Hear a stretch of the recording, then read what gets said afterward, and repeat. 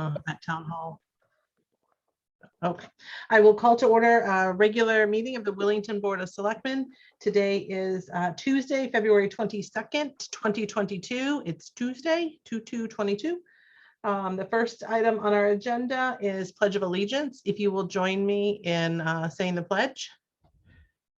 I pledge allegiance. Pledge allegiance to the flag of the United States of America and to the republic for which it stands, one nation, under God, indivisible, with liberty and justice for all. Thank you. All right, the next item is approval of minutes. We have a regular set of minutes from our February 7th, a special meeting from February 7th, and then the minutes from February 16th. They were filed today, so I don't know if either of you have had a chance to take a look at them. So I'll start with the special meeting from February 7th and would entertain a motion.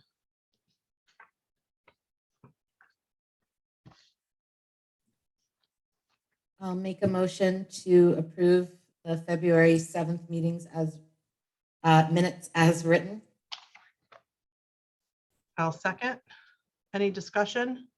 Yeah, which one are we doing? Is this the regular one or the budget? The special meeting? Is that what you said, Liza, the special? You know what? I just said the 7th, so the special meeting, yes. Okay, That's I'm good what I was now. looking at. All right, any discussion on the special meeting from February 7th? All right, seeing none, all those in favor? Aye. Aye. Aye, motion carries unanimously. All right, so that brings us to our regular meeting on February 7th. I'll make a motion to approve the regular meeting of February 7th. I will Second. Liza. A second, motion by Jim, second by Liza. Any discussion? No, Okay, none for me. okay, seeing none, all those in favor? Aye. Aye, motion carries unanimously. Do either of you, are you comfortable with the meeting minutes from the 16th, or would you like to move those to our next regular meeting? Move them to next meeting. I haven't looked at them yet. I have to agree. Perfect, okay. I didn't think so, but I wanted to give you the opportunity in case you did. All right. The next item of business is present to speak. If you are on the line, you can unmute yourself. I ask you to state your name for the record and limit yourself to 2 minutes. Is there anyone present to speak? And being on camera is not required. Merritt Knight. Yes, yes, Mr. Knight. Yes, I was calling about your tax assessor. Okay, I don't know if you got the paperwork from Janet. we did receive a communication from you. Yes. Well, it should pretty much be self-explanatory. Apparently, it's left, to my understanding. Is there anything else you wanted to share? Well, other than the way we got treated. I mean, we were called numerous times. We have paperwork where the thing is, you know, really messed up, the assessments on our trucks. We did, you know, everything we could do on our end. We called for over 3 months trying to get it straightened out. We finally got hold of somebody on the 9th, the girl in the office, and she said that they had finally dropped the assessment from $63,000 to $6,000. I mean, we should have never got treated that way, and it should have been a simple fix. But that's about it, I guess. I just wanted to bring it to people's attention. Thank you, Mr. Knight. Is there anyone else present to speak? I just want to apologize to Mr. Knight for that, a longstanding business owner in the town of Willington. I do plan I'm- to address this in our communications. Yeah. Is there anyone else present to speak? If not, there will be an opportunity at the end of the meeting for you to speak. So that brings us to correspondence. So I'm going to start with, there is a list of correspondence that are available in the Selectmen's office. I'm going to touch on a couple of those items. The first is what Mr. Knight is speaking of. He did send a communication. You should both have received a copy of it, where he had some concern with what I believed once I was made aware of an error on an assessment of a vehicle. My concern, and certainly Mr. Knight's, is that he began asking for clarification or correction in October. And it was not until early February, after February 1st, the deadline to pay taxes without penalty, before accurate information was shared with him. This is not acceptable to me, and it should not happen. By the time I was made aware of this situation, we were moving forward and able to rectify, but not without some concern. And Jim, as you touched on, Mr. Knight is a longstanding business owner in this community. And whether it be his business or his personal, our taxpayers deserve better and better response from everyone within the town hall. So we are looking at this to correct these errors in the future. And I will mention for the record here, and we'll touch on it later, that current assessor is no longer with the town of Willington. By no means does that make up for the treatment and the lack of response. But I hope as we move forward with a new assessor, we don't see the same issues. Any comments on that particular correspondence? Seeing No none. further from me. Okay. I will move on to the correspondence from the town clerk regarding the Conservation Commission. Ms. Campbell is not on the call with us tonight, but she did ask that I read her letter for the record, and so I will do so. Dear Willington Board of Selectmen, recently at a Board of Selectmen meeting held on November 15th, 2021, Carol Jordan and Jackie Kulig were both reappointed as regular members of the Conservation Commission with expiration dates of December 15th, 2024. At the time of the reappointments, it was assumed the terms were in accordance with the Conservation Commission ordinance that was adopted in 1967. Original publication is volume 4, page 400, which states that all members' terms must expire on December 1st, not the 15th. Attached to this correspondence are copies of the original ordinance as referenced above, and the incorrect compilation version of the ordinances that was on the website where the incorrect expiration dates derived from. I am thankful to Kathy Demers for bringing this to my attention, as I was not aware there was a discrepancy. Once this was discovered, the website was updated, as well as the Conservation Commission file in the town clerk's office, reflecting the corrections. Lastly, the appointments will have to be in alignment with the original ordinance. Therefore, in closing, please note the appointments for Carol Jordan and Jackie Kulig should be effective December 2nd, 2021, expiring on December 1st, 2024, respectively. If you could kindly read this correspondence into the next regular Board of Selectmen meeting, this clarification should justify their appointments, and I will forward a copy to the two members. Thank you for your understanding in this matter. Kindest regards, Robin Campbell, Town Clerk. All right, so as the correspondence notes, there was an error that was picked up by the Conservation Commission upon Robin's research. She saw that, yes, somewhere along the lines, the publication that was online did not match the original ordinance publication. And so she's now corrected what is on the website and available to folks. And then what needs to happen is that the terms could change. So Robin did consult with the town attorney, and simply reading this into the record of this meeting could take an effect, make that effective, or we as a board could actually take the steps of a motion to renew those appointments with a specific dates.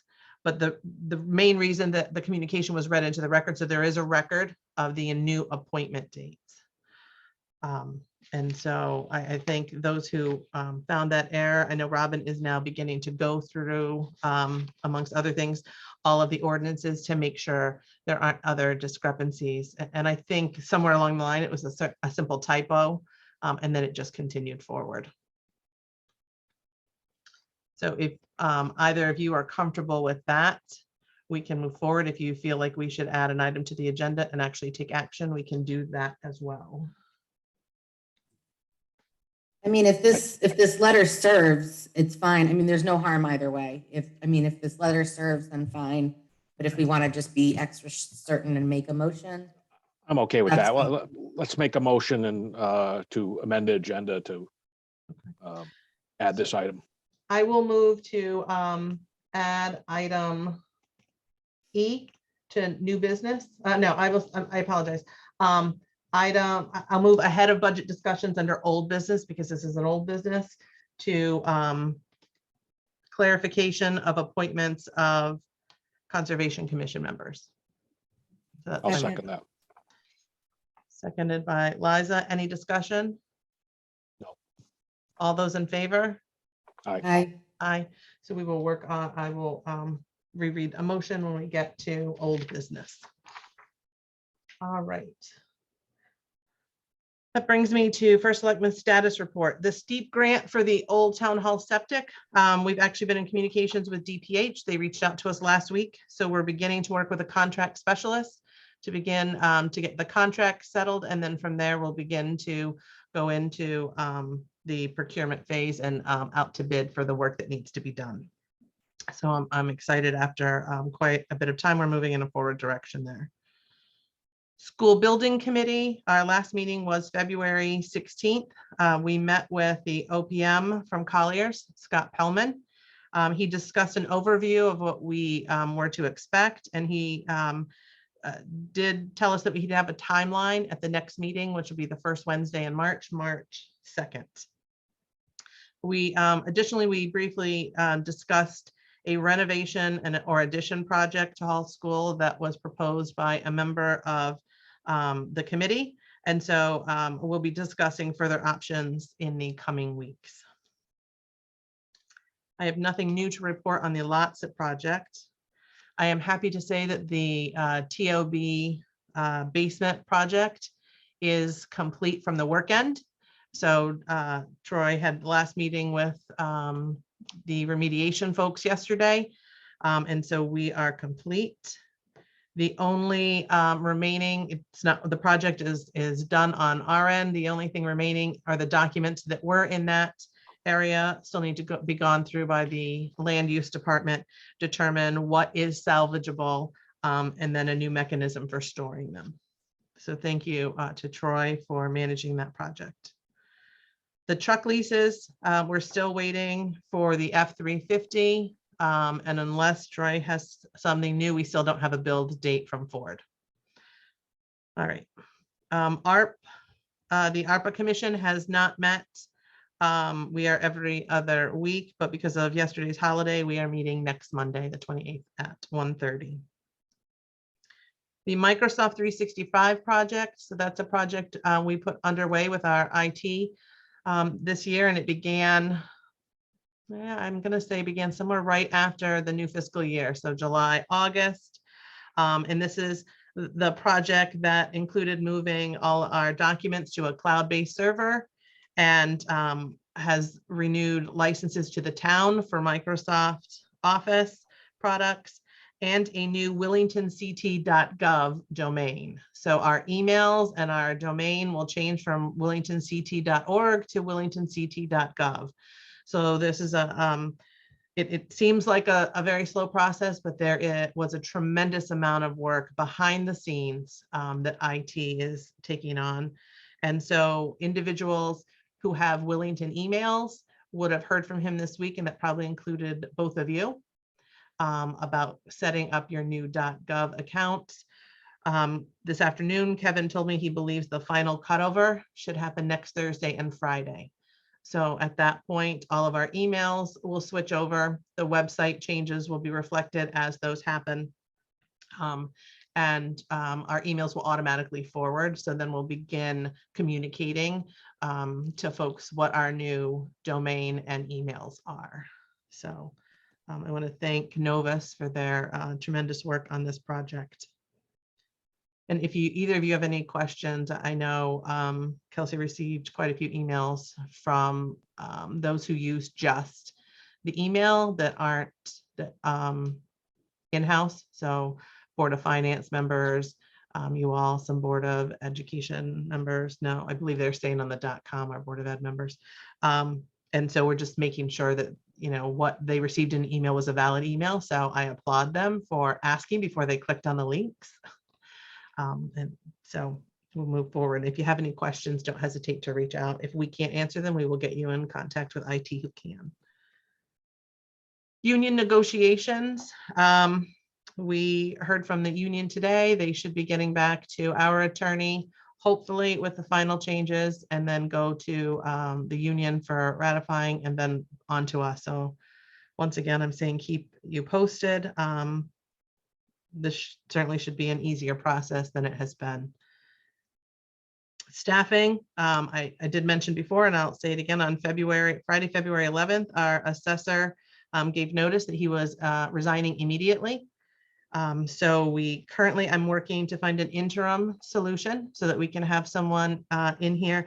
In the meantime, Rachel Pierce, who's our assistant town clerk, who's a former assistant assessor, has been helping out in that office. And we are finding quite a bit of things that need to be done that were not done within that office. So as that task list is compiled, I'll be sharing that with you all so that you can be aware of the work that needs to be done.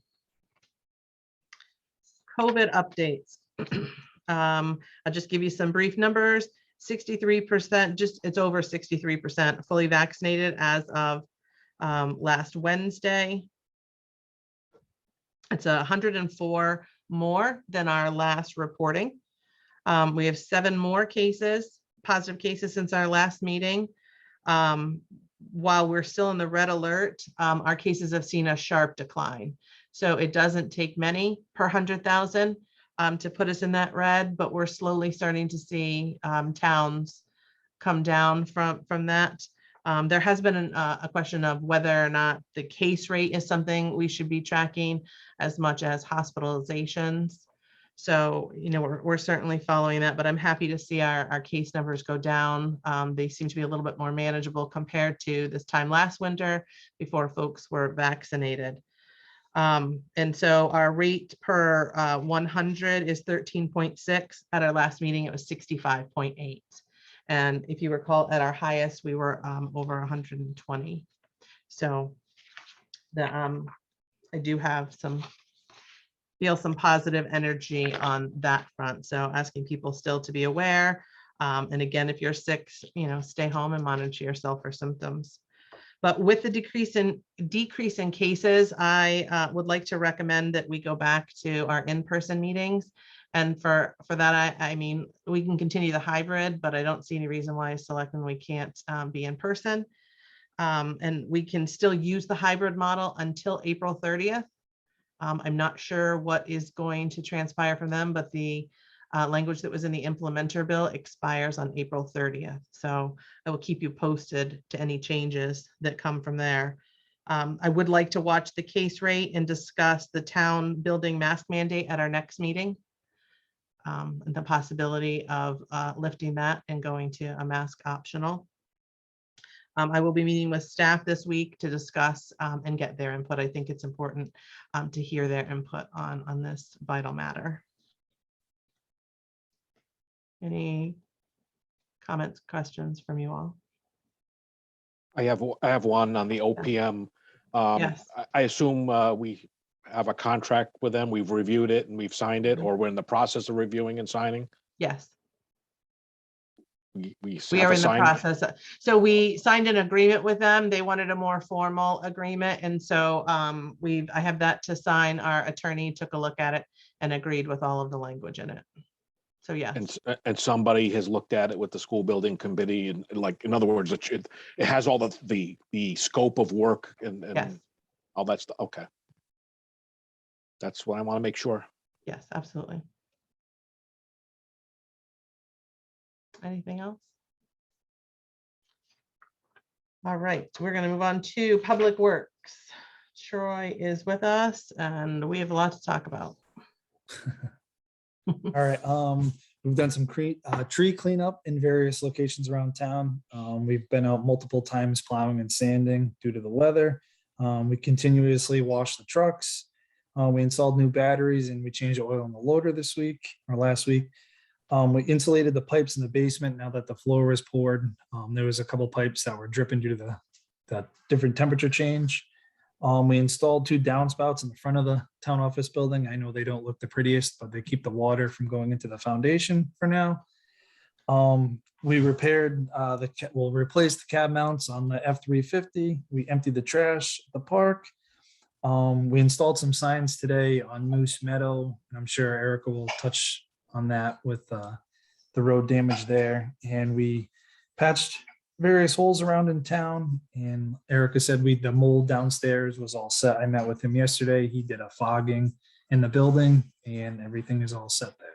So that's that. And I think, I don't know if Troy said it, that they patched some areas in the foundation in the basement. So once the floor was poured, we did notice it was warmer. I'm not moving any offices down there. It's not that warm, but it did cause some condensation on some pipes. So they insulated those, but then we could now see where water was coming in with nothing on the walls and the dirt not absorbing it. And so they were able to make some patches on the foundation there. So Troy touched on some signs that he put up on Moose Meadow Road.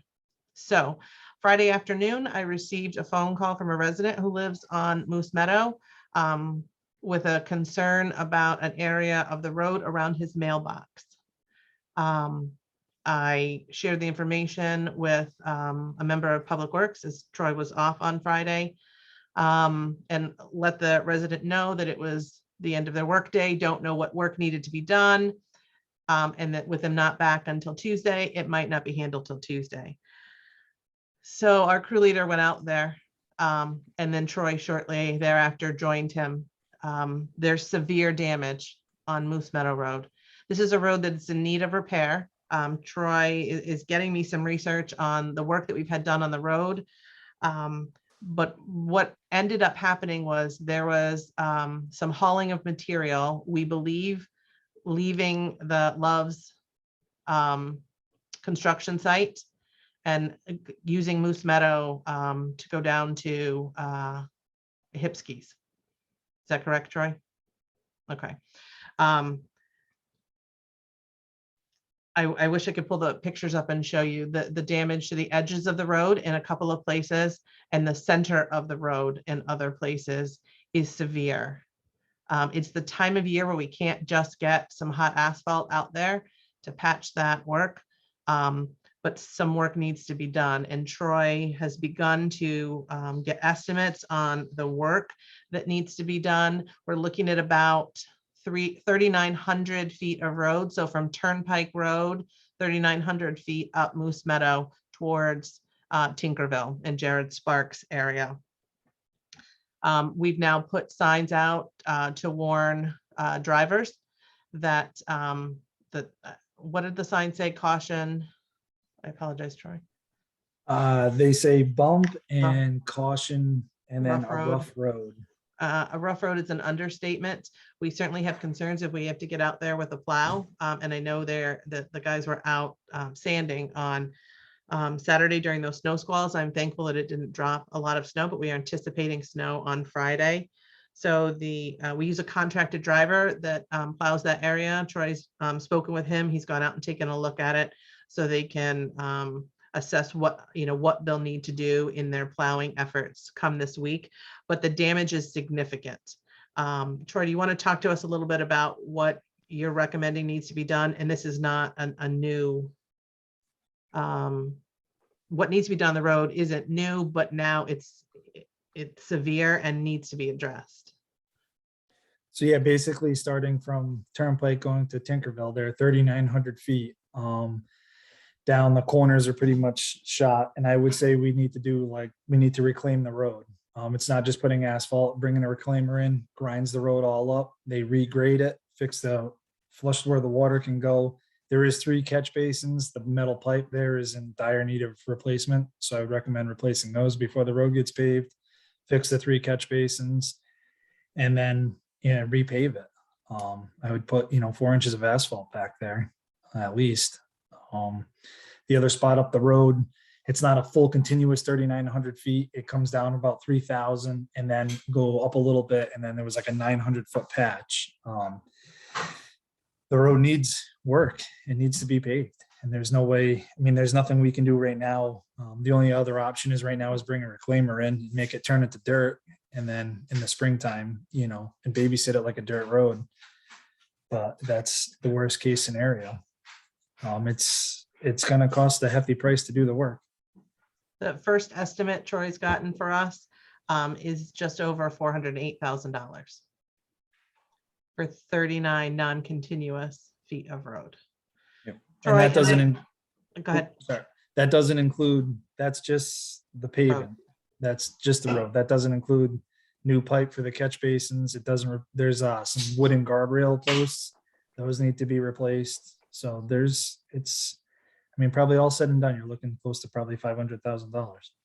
And you're saying new pipe for the catch basins, catch basin tops need to be replaced as well? Yep. Okay.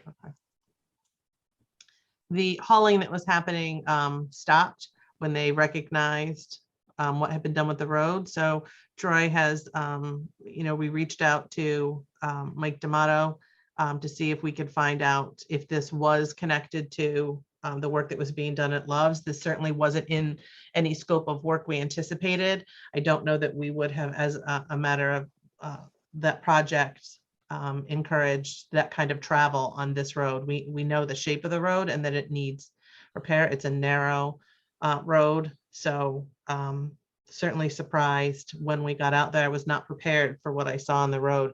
There are certainly massive cracking down the center of the road.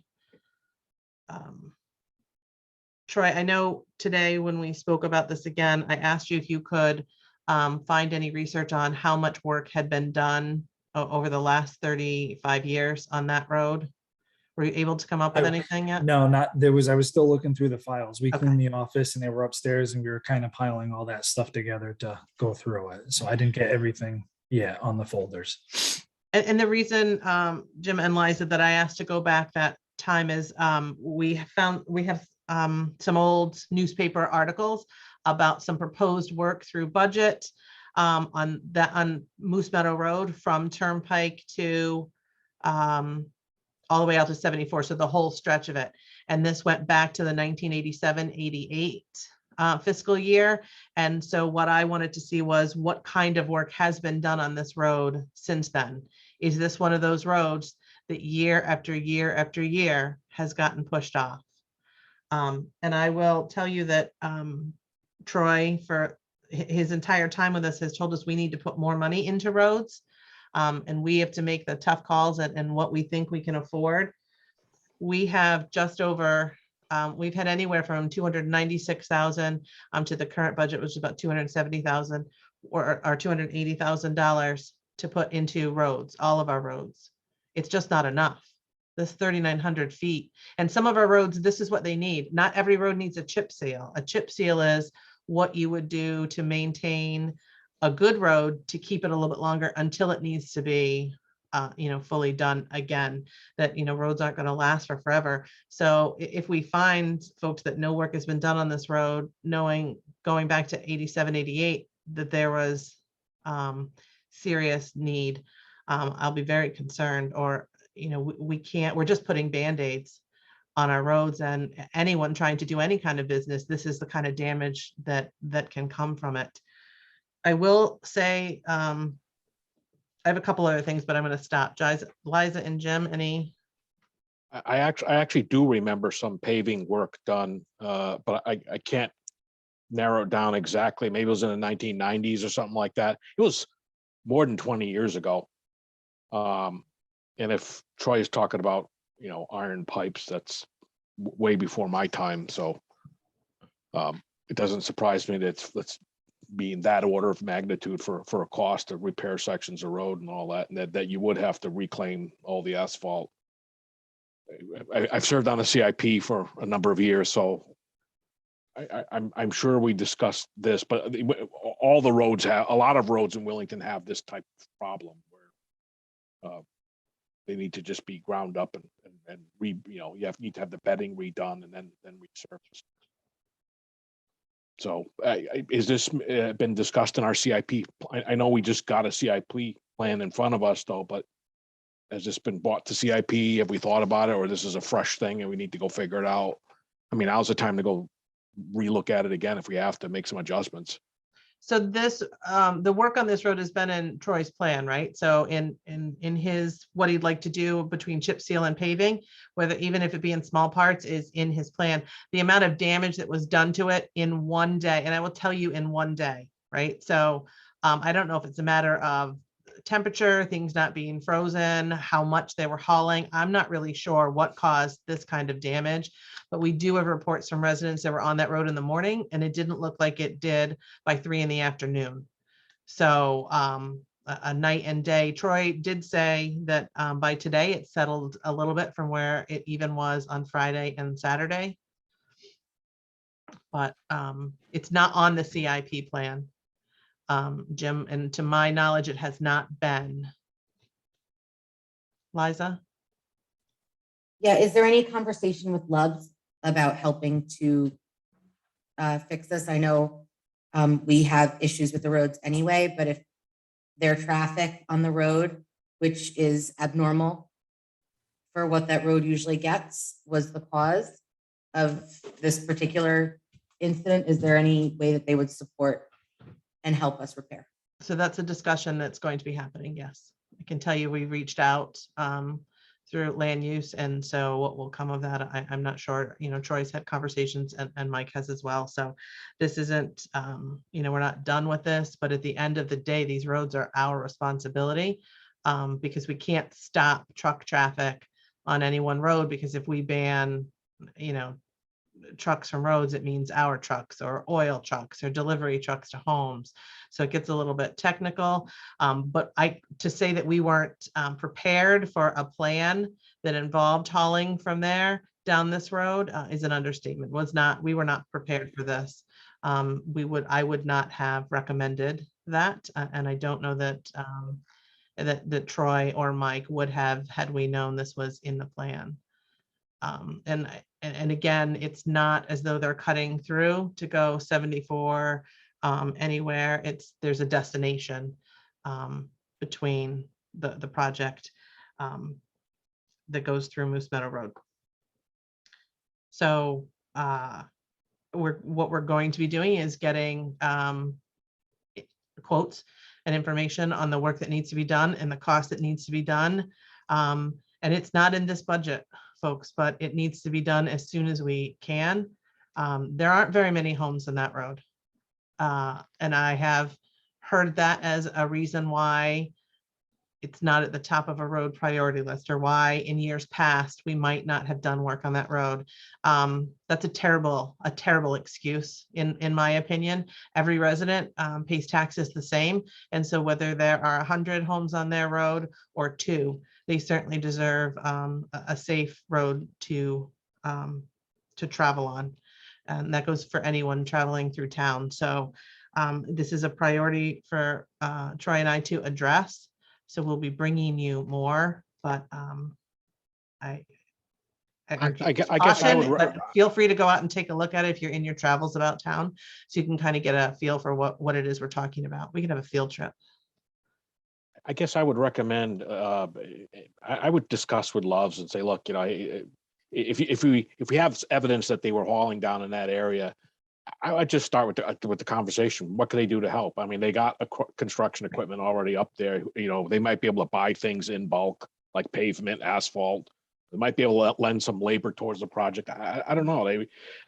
Just a friendly discussion is the first thing to start with. I would start with that and say, hey, maybe you can help us out. Maybe we can work some type of an agreement. Yeah, no, I don't disagree, Jim. Those conversations will be happening. In the meantime, wanted to make sure you're aware so that, as this comes up, it's not, 3-4 weeks down the road. I guess I we're gotta gonna take a hear field about it. trip now. Yeah, it's Troy sent me photographs from the scene on Friday, and then I went out there myself, and I'm not sure I was prepared for the kind of damage I saw. The pictures don't do it justice, so, and not in a good way.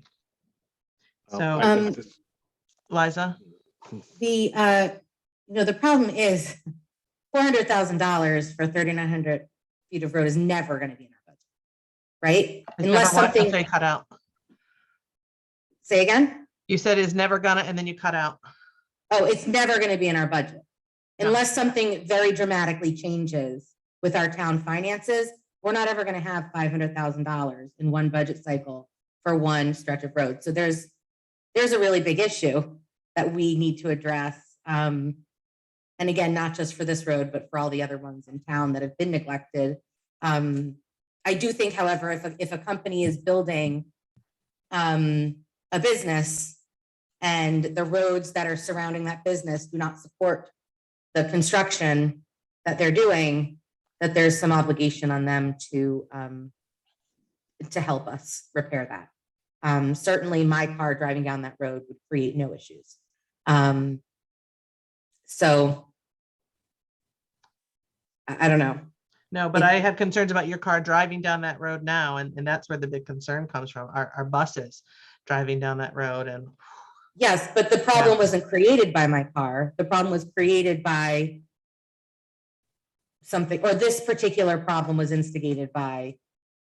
I would say it was exacerbated by, yes, Okay. So I That's guess the proper it's word, hard to know without exacerbated. having exacerbated, yeah. without having a before and an after or whatever, and not having seen it. Yeah. I guess in my head, I'm just imagining a big swath of road torn up by something dragging behind a huge vehicle. But in any event, yeah, no, it's a big problem because there's never going to be $500,000 that's just available to us without some significant external funding. And what this does is, once again, makes me take a look at how much money we put into roads and how we allocate funds. And when I say that, I look at the current budget that's proposed in front of us. Sorry, about 15 documents here. We are looking at, in the road program this year, that we have whittled down to. Remember, Troy increased it significantly and we've cut it down. We're looking at $283,000 in road maintenance currently. We receive state funding in town aid road dollars. So the state gives us dollars to aid with our town roads at about just over $252,000. I ask once again, I know I've brought this up before, why we don't spend that money directly on roads and then the town put in additional dollars. We use it to offset the budget as a whole.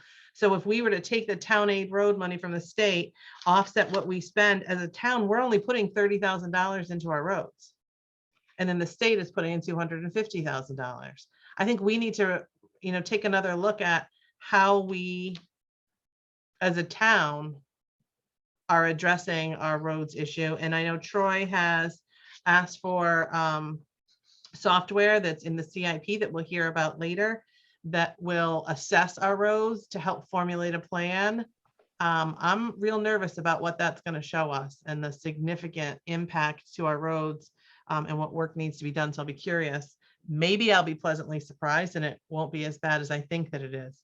But when and if we move forward with that, we're really going to have to rethink how we allocate dollars as a town and how we use the state dollars.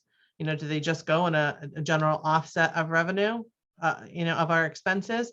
Or do we use that town aid road money specifically for roads? And then as a town, we put in a significant amount of dollars. I'm gonna ask that we, start a conversation and take a look at that. And look at it in a different way. So in the meantime, Troy is going to go through the steps to get at least 3 quotes. The first estimate, and this is an estimate because there's certainly additional things that could come up as a result of what they find underneath the road, is starting at $408,000. And then go from there. And I will keep you posted on the conversations that happen with other parties that may be involved. So this isn't that unusual what you're proposing. We've done this in the past with Turnpike Road. We've done this also with Polster Road Bridge and I think Daleville Road Bridge too. I think there's a bridge there we built on our own dime, putting our own money in, but we also paired it up with other grants. Donna could probably help us remember what grants we use and things like that. Turnpike Road was a steep grant. Yeah. So right now, there's not another round of steep funding, but I am inquiring. That's just one place to look. Other grants options, whether or not some of these federal infrastructure dollars are going to lead to grants that we can compete for. We need to try to find multiple other ways. I would once again say if we had a grant writer who is dedicated to that, they would pay for themselves threefold, but that's a moot point. And sometimes that's what you're down to. You're down to like, I have all these needs. You just gotta, you prioritize to the best you can. You can't do everything. It's not possible. There's more need than there's funds. That's how it works. We all do this. We all do this ourselves in our own budget. All right. That doesn't make it any easier. It doesn't. It doesn't, Jim, when we know that, if these things have kind of been kicked down the road year over year over year, at some point we can't say, well, we just can't do it all. And we have to start to find a way to do better. And I don't have an answer for you tonight, but we're going to keep looking and see if we can find some grant dollars for now. But we're going to need to go back and ask for some funding to get this done, because I don't know that we can wait for a round of steep grants. So I guess at this point, the only thing I could say is you still have an opportunity to bring this back to CIP and have another look at it. So Well, the CIP plan is not set. CIP has voted on a plan, so we'll be talking about CIP later in this meeting. I know. It still can be adjusted. Yeah. Okay. Anything else on Public Works? All right. I will move on to old business. So the new item, first item in new business is discussion of the town clerk's communication. So I will make a motion to amend the appointments of Carol Jordan and Jackie Kulik to be effective retro to December 2nd, 2021 and expiring on December 1st, 2024. Second. Seconded by Jim. Any discussion? I do see that Robin joined our call. Robin, we just felt it would be better to just go ahead and formalize this in a motion that may be easier to discover in the record moving forward. Hi. Hi.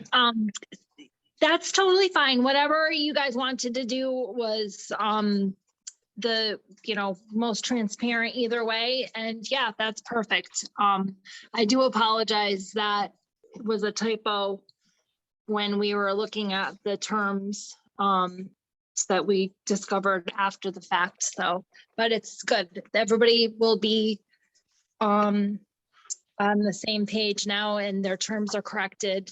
And we hopefully will not have that problem again. Thank you. I appreciate you looking into it and finding it and then rectifying the situation. Any other? I actually thank Kathy Demers because she's the one that brought it to my attention. So I'm thankful to her. Thanks. Thank you, Kathy. Once again, all the work she does for the Conservation Commission. Any other discussion on the motion? All right, seeing none, I'll call for a vote. All those in favor? Aye. Aye. Aye. The records show there were 3 ayes. Motion carries unanimously. All right. The next item of old business is budget discussions. You should have each received an email just prior to the meeting with Donna's most current run of the budget. It has the corrections that we discussed at our last meeting, and then Donna has received information regarding her department's budget. So that has been cleaned up. We had estimated a 5% increase in the support in the accounting office, and it came in at 4.6%. So Donna was pretty spot on with that. The other big adjustment we took a look at was we looked at the computer expense line. So there was a $21,000 savings there, bringing it from 166,988 down to 145,245. Donna, that included the email I shared with you from Novus, right? Okay, thank you. So I think that cleaned things up on both our end and the Board of Ed end. So you can see currently with our budget and the CIP plan, that brings our budget to a 9.8% increase for the Selectmen's budget. I'm gonna start, before we break into discussion, I'm gonna start by saying at our last meeting, I suggested a potential change in what I had previously recommended for the assessors department. I really want us to think about the direction we go in the assessors department. It's important to realize that all the taxable revenue comes from this department. Our grand list is a direct result of the efforts in the assessors department. While the work that needs to get done may get done, there may be many things that are overlooked or neglected, and we are finding that currently. The right assessor is key to delivering quality and accurate grand lists. If we continue to cut short a vital department, I'm concerned that the taxpayers will pay an increased burden for a departmental deficiency. So I recommend that we budget on the higher side of this. That's not to say that I won't look to see if we can find an assessor that can work at what I proposed at 24 hours. But I'm just not sure that's going to be possible. I think the direction I had recommend moving, sharing an assessor with another town, gives us the best chance at a quality assessor to come in and really do the work that needs to be done in there.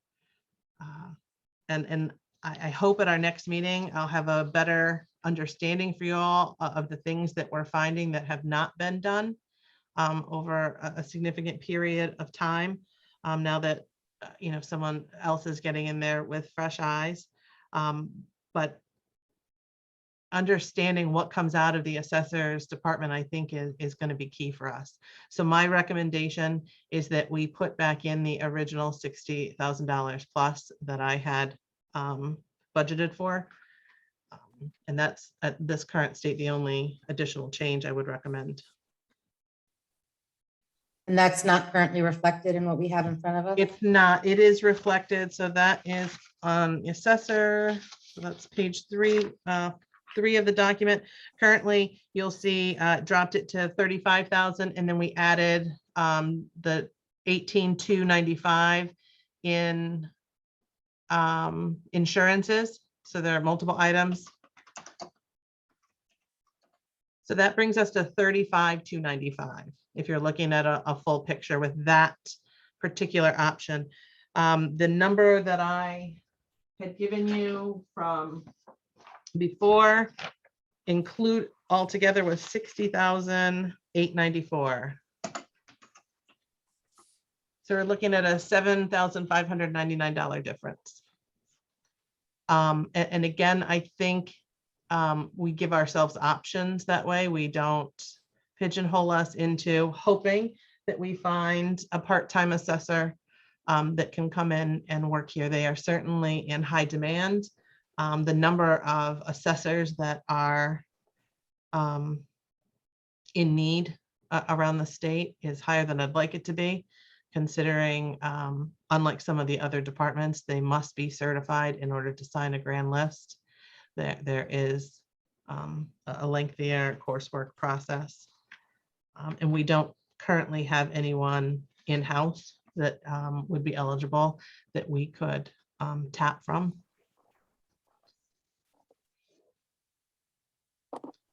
I don't know if you were saying something, Donna. Okay.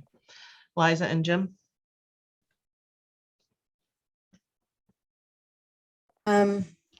It's logical. It makes a lot of sense. The challenge is, I mean, our budget is so big right now. Our increase is so big. And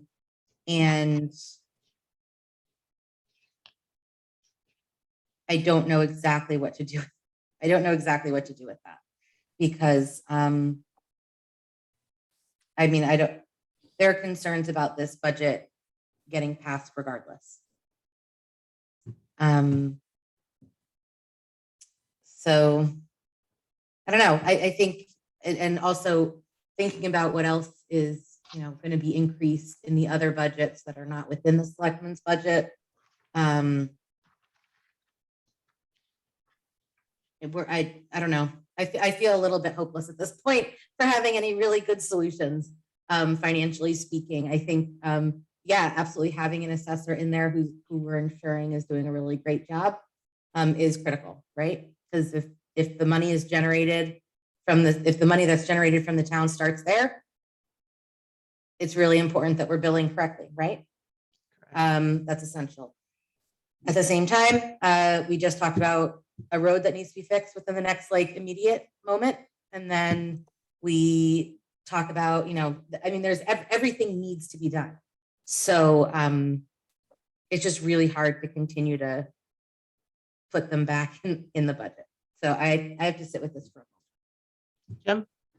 So, I mean, you would need somebody experienced to handle these, foundation issues. There are people that rightfully, deserve that decrease in their assessment, but then you also need them to come right back up to assessment and when the foundation is repaired. As Liza pointed out, there's a lot of need in the town, and we're not looking for them to go gouge the regular homeowner and the business owner or anything like that, but we need them to turn over other stones and find things like maybe the car tax from UConn students and stuff like that. I mean, they come in and out of town. There's a large population there, and I know we all go like, oh my goodness, there's students there, but they use our roads, they use our facilities, and they need to pay their fair share, as the townspeople and business owners of Wellington have been doing all along. And so I agree, you need somebody experienced, certified, and talented to be able to weigh those options and find those revenue sources for us. And also, like Liza, I mean, I look at it like, oh my God, it's a 9.78% increase, and we're talking about throwing a few more fractions of a percent on there to get an assessor. So I guess I like the idea of, from a risk management point of view, you can say, well, here's what we should put down for an assessor, because this is the worst case scenarios. You have to try to split one with some other town, but we should do our best maybe to try to find out. Maybe we can find somebody at the 35,000 level, which I think was what, 2 day. So So what we're saying is, well, budget, plan for the worst and hope for the best. And right. Could we get 24 hours? Is there an experienced assessor that would, take that particular option? I don't know. You hear our concerns, like we heard from Mr. Knight tonight, and that's not the first one I've heard. I wish that was the only complaint I've heard in the last week and a half, or a little over a week since our assessor left, of our assessor not returning phone calls. We need someone to be present, for not just to do the work and be in the field, but to be present for our residents when there's a need and a concern. And, if we're going to shortchange someplace, I feel strongly that this is not where we should start. And that if we don't plan to be able to get somebody in there, I think we're going to find ourselves in the same boat over and over again. And whoever you hire, I think, I'm also mindful that you have an assistant assessor too, and they're not yet they're on the certification path. You want them also to train your assistant. They have to Correct. bring them up to speed and all that. So, and so there's a tall order here, what we're trying to fill. So Right, and we're currently in a position where we have an assistant in there that didn't have any experience. Right. She has been fantastic in picking things up and finding a way to learn. You know, and thankful that we have someone else in town hall now that has experience over there, that has been an incredible team member that has jumped in when there was a need. But we need the right assessor. You're absolutely right, Jim, who's going to help guide that assistant so that they can be knowledgeable in the absence of an assessor. And I'm still not recommending an assessor here, you know, 5 days a week with along with everybody else. It's, you know, what can we get to get us by at a couple of days a week financially with some experience. So I just think it's vital. What comes from that department is critical. Listen, I think they all are, right? You know, you hear me say Troy needs more assistance. If I had to pick, you know, all of the things he had brought to us, except for more money for our roads, I would say in a heartbeat, if we had another member for Public Works, I would say that would have to wait, and an assessor would have to be planned for, because this is critical and there is no one there currently. Yeah, we I mean, had I'd the say- same discussion earlier, only with the tax collector a couple of years earlier. So, Yep. so it's you know, you can't, Yeah. you got to develop your people and your assistants and all that. And at some point you want to retain staff. Right. We're hoping to retain staff, and the direction and the discussion that I started with sharing an assessor, you know, can make something more attractive to someone who would stay in a community or 2 communities, as opposed to just, you know, giving them another side hustle while they piece together, you know, 3 or 4 jobs. So. And I apologize, Liza, I cut you off. Right. Saying So, something. I mean, like, the increase is not dramatic over what is proposed currently. So put it back in. In all fairness, however, this is not where we started making hard decisions. We've been making them, and, you know, I'm sure Troy can tell you, he's been making them for years. We've been making them in all of the departments for years. And like you said just now, Erica, every single department has some high needs that we're not meeting. Yes. Every single department. So we can probably justify increasing our budget by 50%, right? And still be not extravagant in our spending. So I'm not arguing the merits of the assessor position at all. I do just want us to be fair about that assessment of starting to make the hard decisions. We've been making them this whole time in every single unit, in every single department, in every single line item. So, you know, it's going to be a really tough year. It's going to be a really tough year for all of us.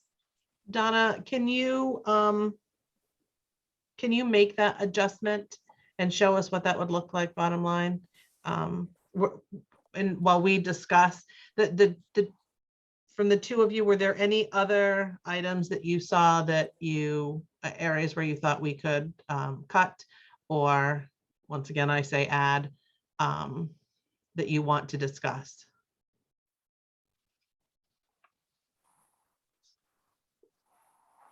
I don't think so. I had that. We had this Anybody else hear discussion that? last week, and we get into clarifying things and what's going on. It's like, what are you gonna do? You're not, do we hear me at all, or we're losing me? You're breaking How's up this? a little bit.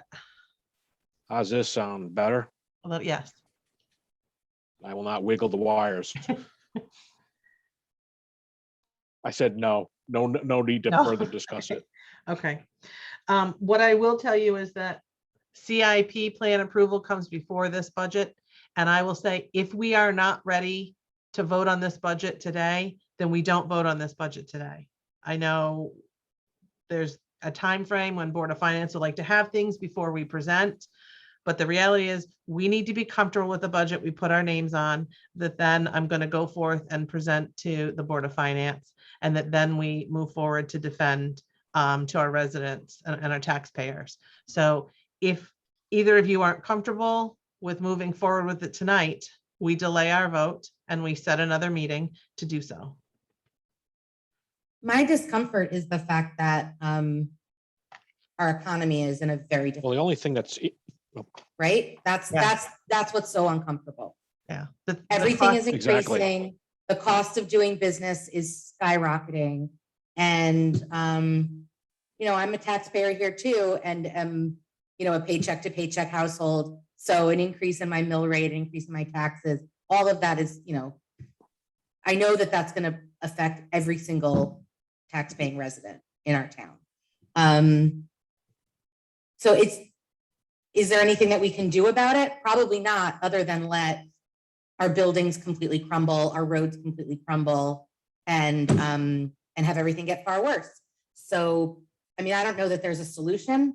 It's just, it's troublesome where we are right now, and what I think we're going to have to be doing in the next couple of months in order to be able to cover our budget. I agree. I will point out for both of you, with the numbers Donna presented us tonight, if you look on the last page of the document, and almost, there's a couple, anything that's in red is where Donna doesn't have a number yet for that department. So they're minimal, but still some increases to come, I think. You'll see an overall picture for the budget and increases in different departments. So what that bottom line looks like and how it would affect the whole picture, just for your look's sake. that's what I was gonna ask, what are Yes. those red blocks for? So that, those are Yes. the ones we don't have the numbers for yet. Correct. Too many of them. Looks pretty, It's pretty good. And I know I just sent one to Donna this afternoon for the dispatching services. Chief Moore was having difficulty getting his email to go through to Donna, so I forwarded that number to her this afternoon. So yeah, they're just a handful. Probate hasn't decided yet. And so we've got a much better picture of where we're at. So it just gives us a look. But yeah, you're right, Liza. We didn't just start making these difficult decisions. Every time we have to not put in money to do significant work in public works, it stings a little. Every time we have to tell a department they can't have the extra help they think that they need, it's troublesome. I mean, for God, like Janice cut out, bless her, she cut out $200 in her budget for supplies because we're so over. And, right, you know, and then in the next meeting, we add $7K back in. right. You know, it just feels like a little bananas. But it is a little bananas. When I look at the cost of just doing business right now, it's really difficult to stomach. so what is the budget request then? What are we thinking about now? We So- had a number of Yeah, 4065816. I know Donna was gonna calculate that. I'm just curious. I'm looking to Donna to A see. fast calculator. Sorry, Donna, put you on the spot. So you want to take out the $35,000 salary for the assessor? Is that it? And see what Yes, it does to the bottom line? plus the insurance money that we put in for it. Yeah, it's not that, it's just not that fast because it's a salary and it has payroll tax and a simple IRA match. And yeah, I could give you a quick and dirty if you want to see that. Yes, please. Yeah, I think we were gonna take Okay. that number out and put in what was the recommended one, Erica? Was it 60? 6894. Yes, that is it. Yeah. I'll put it in. Yeah.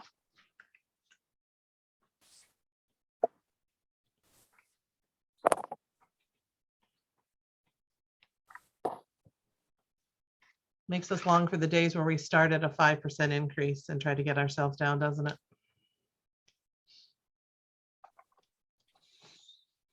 And if the white stuff would stop falling from the sky, it would save us $1 or $2. You got what you wished for. It's raining. Probably won't help Moose Meadow Road, but Won't help Moose Meadow Road, and Friday when that snow comes, it's like nobody listens. It's like we live in New England.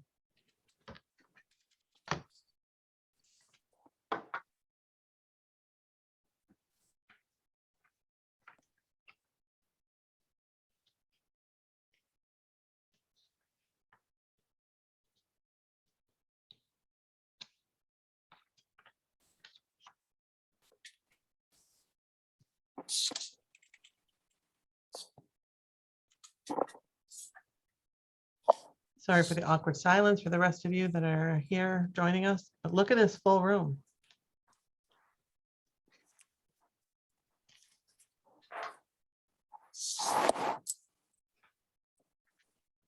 We're getting up to the minute information. That's right. I feel like you need that old time news music. You mean with the That's it. teletypes going in the background? Yep. The ticker sound. There are any young folks on this call, they have no idea what we're talking about.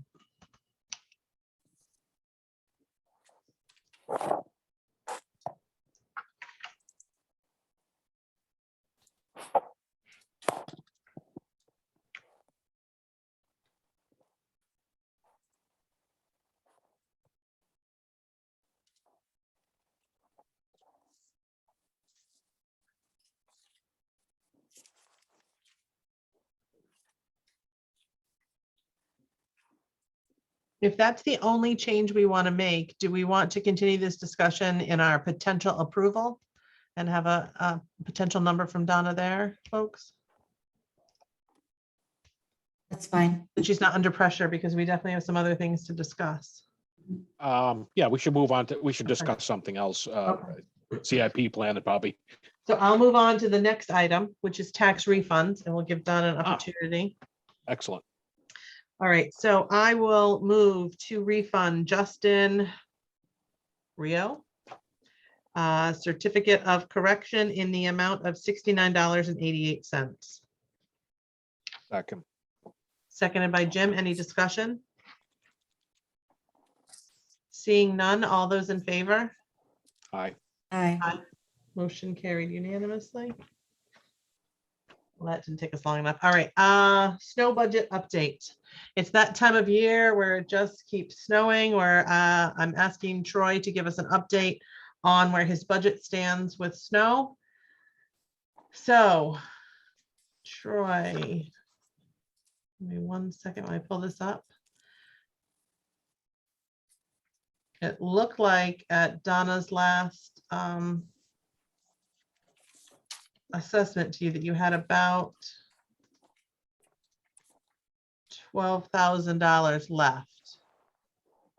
Was that with everything that you know of, Troy, or is that, do we have additional dollars coming out of that? There's additional dollars for salt that's coming out of that. How much? What was that? Probably $8,000 or so, probably $10,000. So it brings us down to about $4,000. And that doesn't include, was the contractor out on Saturday? Yep. Okay, so that doesn't include that bill? Correct? Or the fact that we're set to get snow on Friday, folks, and this evening's news, I saw us in the beautiful 6 to 10 inches line, so we hope that changes. So Troy, you just want to kind of give us an overview of costs to this point? How we got here?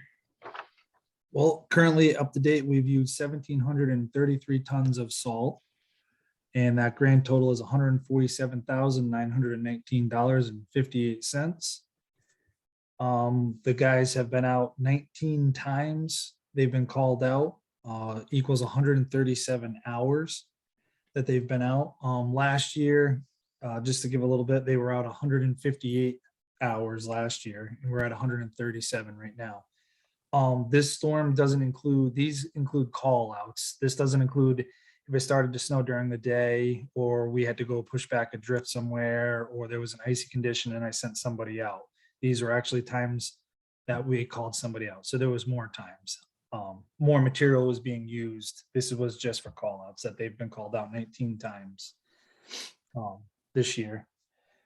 And that's kind of, what else would you like to? It seems like we've had more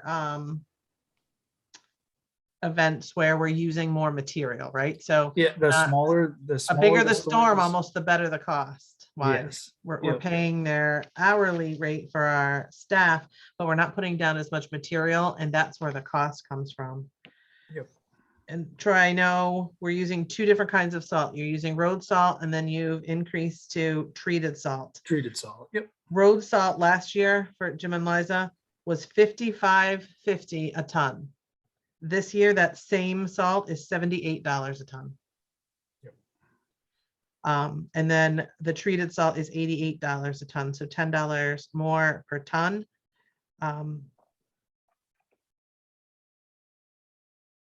Wow.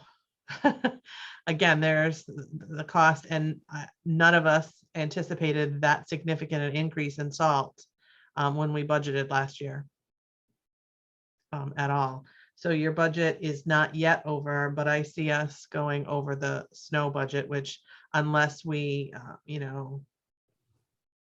ask for additional dollars for snow, and I'm not sure we would do that before we would, use what's in our budget, it's going to eat into dollars that Troy has left in his budget for road work that was put off because of the significant rainstorms we had this summer.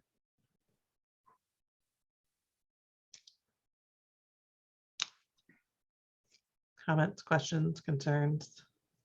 So we're not yet overspent, but I think by the end of this week, we will be. Do you anticipate having to get more salt, or you have enough through the storm? Oh, I have plenty through that. We're full right now. That's not a problem. I mean, we try to keep that bin as full as we can. I mean, I don't want to bring it down. So if there's something that happens, we don't have any material. If the weather starts to look good, then we don't have to, fill it up. But all winter long, it was whatever we used, we replaced. All right, like Saturday is one of those instances where we talk about you just don't know what you're going to get. Are we going to get a snow squall that's going to drop 3 inches in 15 minutes? Are we going to get just a dusting? And I think we got more along the lines of a dusting, but not enough to not call in our crew and put material down on the roads. The state police actually called Saturday and said that the roads needed, if they wanted to know if we were out, and we were out, but they did call. Yeah, it came down quick, but we didn't get a lot. But again, Troy and I talk about, I'd rather have a large snow event. I'm not going to use the B word, but the larger the snow event, the less it costs us. These icing events that we've had are significant. These ice rain events are significant because you have to treat the roads at the same time as balance how it washes away. You put it down and it's gone just as soon as somebody drives through. Like the kind of rain we had tonight. Luckily, it's going to be warm overnight. We're not looking at freezing temperatures. Knock on wood. This part of the week. This part of the week, but again, by Friday, we're looking at a significant snow event. So I'll be sharing this information with Board of Finance. They did ask, the question was asked on Thursday. And I didn't have a full picture of it yet. I knew we were getting close, but knew that there were some outstanding invoices, and it's mainly in the contracted service and road salt because Troy had just ordered some salt. So the bottom line is there's nothing you can do about it. You just you got to pay whatever bill it is to take care of the roads and put the salt down and all that. You're going to try to get a deal when you buy salt to keep the bin full and not, there's little things like that to do. Maybe there's little, there's mathematical things you can do when you're budgeting. You could maybe do instead of a 5-year average, maybe you can do a 5-year median. So you're not skewed by unusually heavy years or unusually light years. But, all that means is, you're just going to budget. However you budget and set aside, it doesn't matter how you do it. If you underspend it, yay for you. And if you overspend it, well, you're going to overspend it anyway. You're not going to not plow your roads or salt your roads or whatever. So I don't see it as a winning situation. No, and then again, the big driving factor here was the increase in salt, whether we use treated or road salt. It was significant. It all went up, and you've only used 137 hours so far. And last year we used 158, and I thought last year was kind of light. So I mean, it wouldn't surprise me if you put another 50 hours on there, easy, for the winter. And it's more the kind of hours that we put on. Yeah, Yeah. so, You know, when I look at last year's, I think there was a storm where they were out 30, it was at 34 total hours from one event. And we used less product in that event than we did in probably 3 of the smaller events we have this year. So it's really what happens out there that makes a difference with what we're spending on, not just in manpower, but in product. Things I didn't know about 4 years ago, folks. All right, so we're Thank going to you. keep monitoring Thank you that. for the I'm gonna share update. that with Board of Finance, but we are dangerously close to going over our snow budget. Welcome to winter in New England. I'll make a motion that we ban any future snow events. I will gladly second that motion. None allowed in Wellington. None. And Troy will tell you, he's pretty sure some only happen in Wellington. Or it's not snowing anywhere else. So if you take a look at the early predictions map for Friday's storm, there's a slight north purple zoned area, 6 to 10 inches. And guess who's there? Us and our friends over in Stafford. Aren't we lucky? We can just pick up Wellington for a couple of days and move ourselves south. We'd be fine. So, all right, I will move unless you have any other questions about the snow budget, move us forward to approving the CIP plan. So I believe the CIP chair, Christina Milos, is with us on this call. And you should each have a copy of the CIP plan in your packets. Hi, everyone. Christina. Hello. Can I just ask if Donna, are you able to put it up on the screen? Because I'm guessing they might want If you're to. not, I can share, Donna, whichever would be easier. Oh, go ahead, Erica. Okay. I didn't know she's still working on things, so let me pull that up here.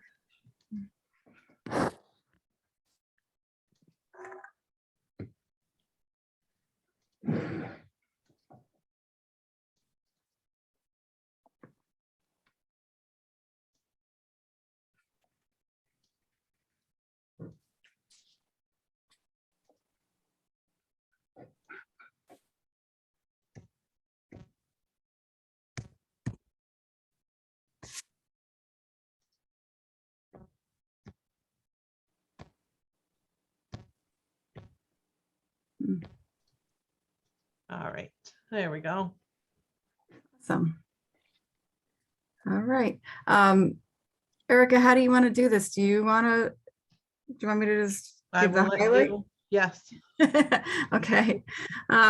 So I'm guessing that the selectmen have some familiarity with these projects, and I know they know about the process. And I know that some of the stuff we've seen for quite a few years on the plan.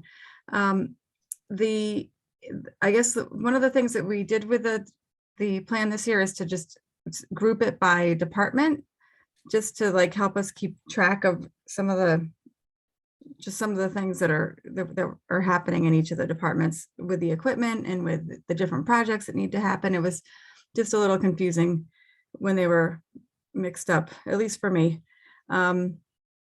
And what we tried to do is make some suggestions for things that could be funded through ARPA. And if you just take it from the top line is the capital reserve line.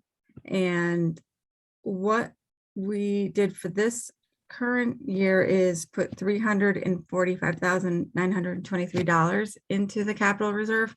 And a lot of the reason for that is for projects that are coming up in the next couple of years. And when we get lower in the plan, you'll understand why that is. A lot of the things that are in bold are just things that are leased that we really can't do anything about. Those are committed payments for all of those years. And just when you start seeing things that aren't bolded, those are the things that we are recommending purchasing in this first year, at least under the fiscal year 22-23 column where Erica's pointing. So the first one is another dump truck. And instead of leasing it, as is our tradition, The recommendation from the CIP committee is to actually purchase it using capital reserve funds in this year. And same thing with an excavator for $75,000 or $79,000. Troy's asked for that for the last couple of years, and we put it in.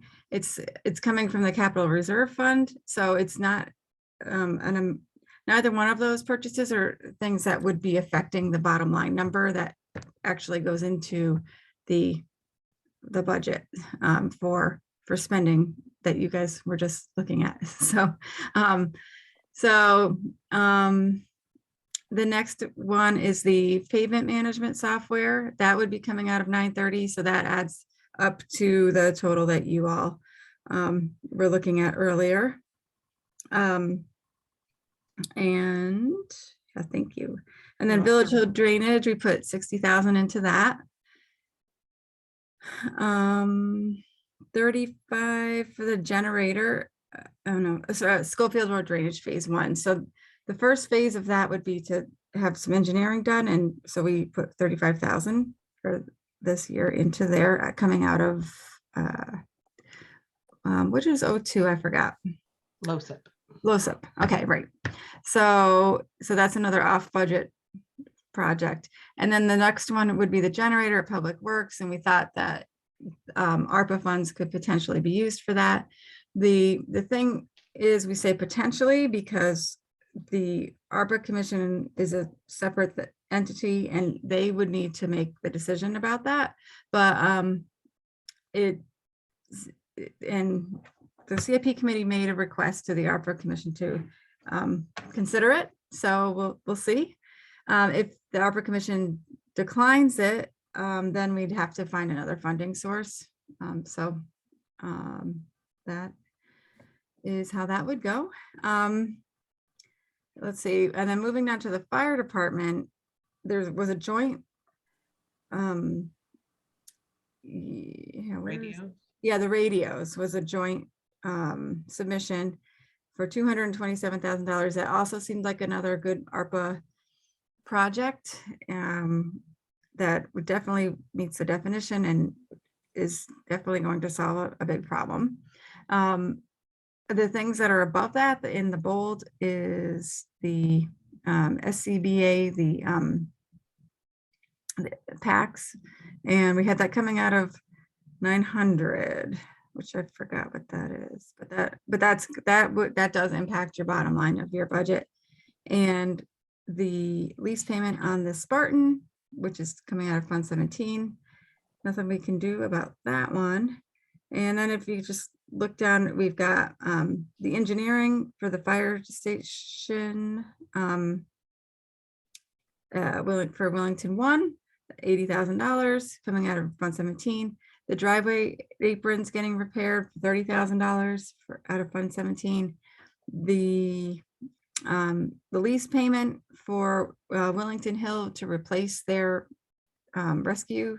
Well, it's not a rescue. I forgot what they call it, but yeah, the response vehicle. And we had that as a lease payment. So that's in coming out of Fund 17 as well.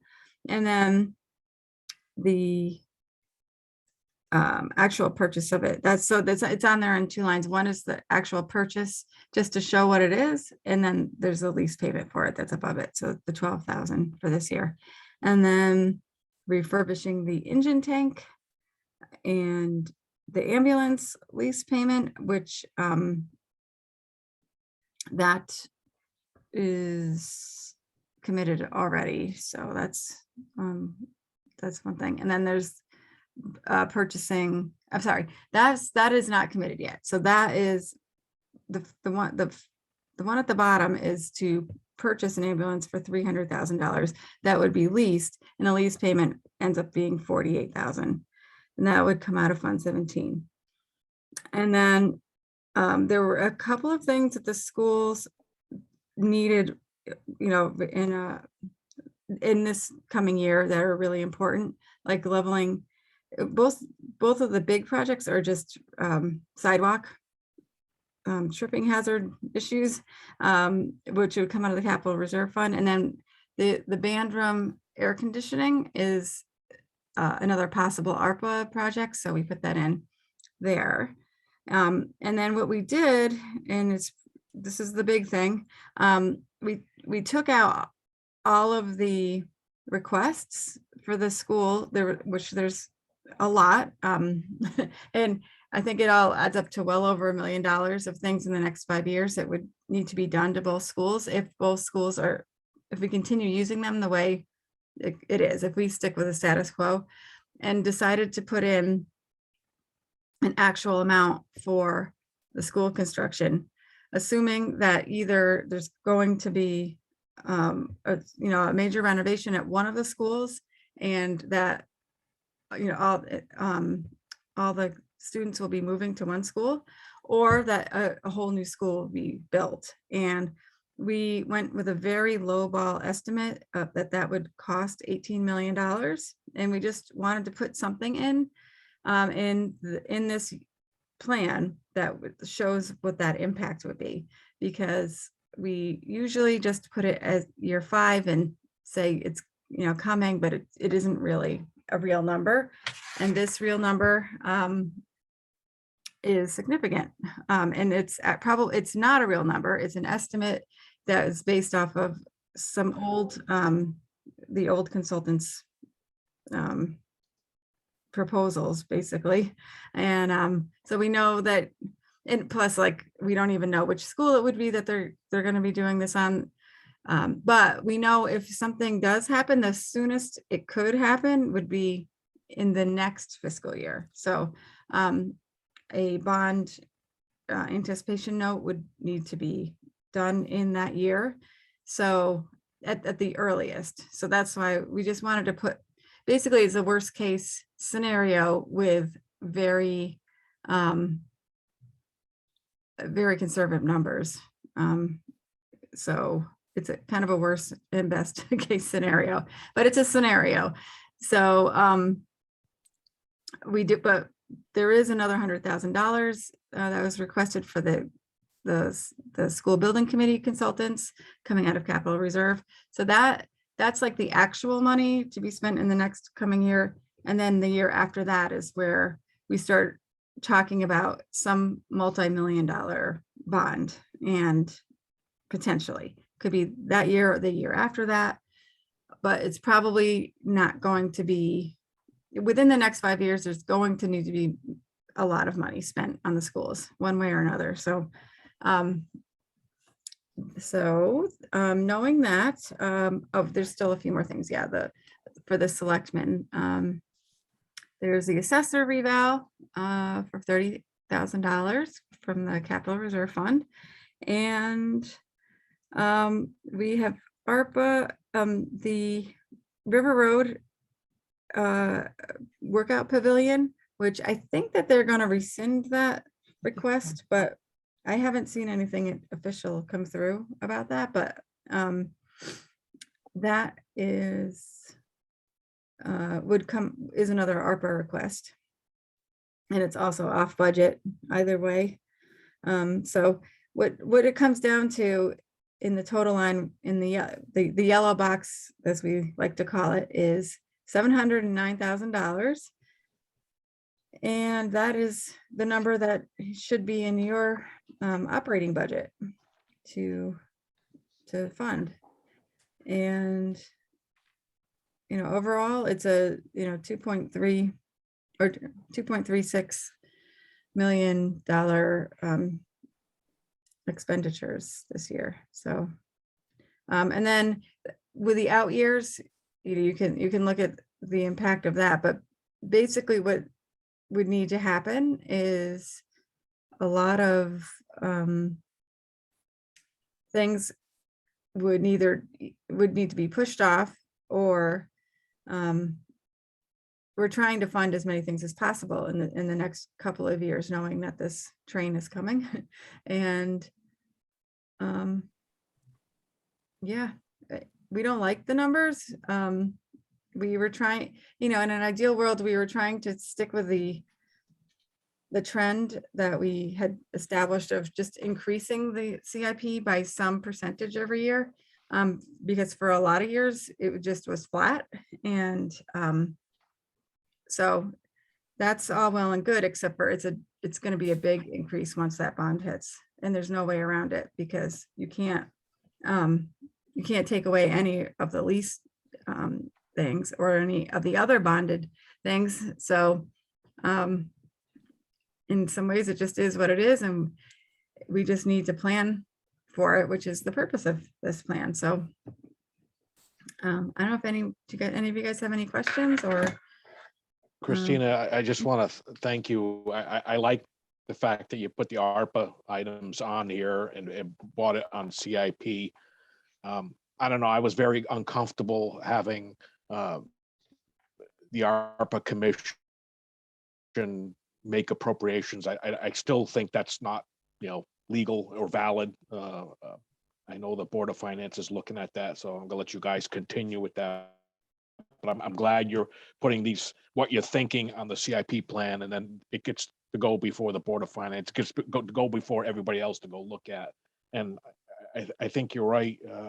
The school bonding, 18 million, it probably assumes somewhere, in the high 50s to build a building, and probably like a 2/3 reimbursement rate. It's probably very low. Mhm. Probably wants to be something a lot higher than 18. Yeah. Yeah. You look at all the other things you're doing, I know we've always looked at bonding, and it says, well, once you have to spend all that money for bonding, you want to lump a whole bunch of things in there together, maybe some road repairs or whatever, roofs, or who knows, whatever. You look at other things, because at that point you spend all this money to float a bond, if you will, to get that bond anticipation, Mhm. financing and all that, then it's cheap financing for everything else. So it's gonna be important to flesh out those out years, maybe not so much this year, but in the future, Yeah. where those are going. But anyways, I want to at least thank you for putting that on there, and just letting the Board of Finance see where your head is at with the ARPA commission.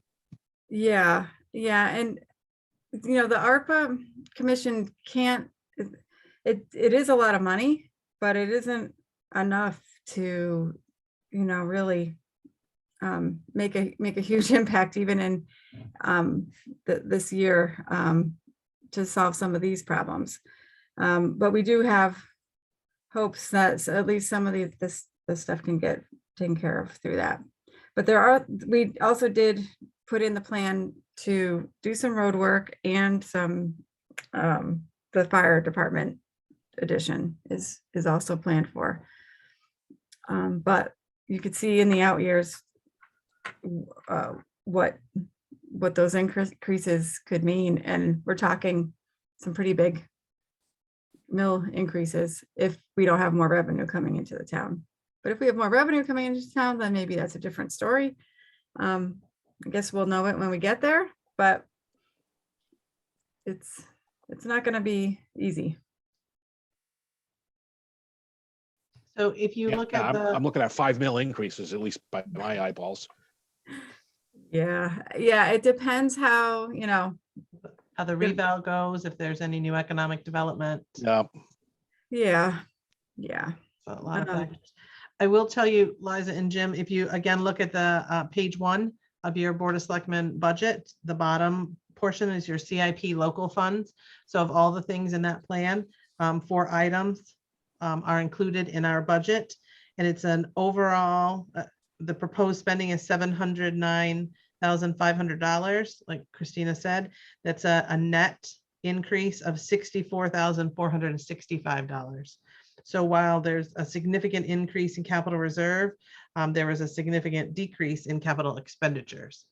So we're putting money into the reserves area as we planned for that bond and potential larger projects coming down the road. And so that 10% increase is in our proposed overall increase.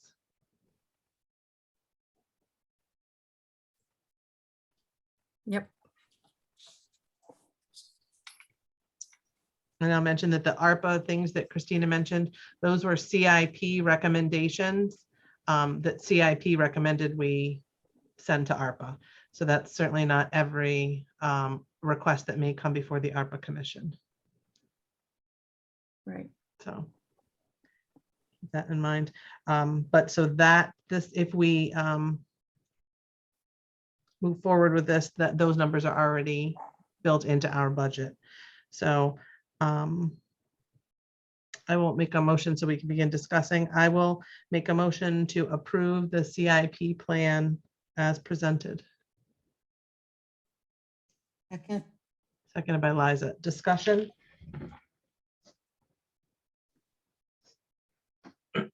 Liza? I saw you unmute. I didn't know if you wanted to- well, I saw you unmute. I thought maybe you wanted to speak. Yeah.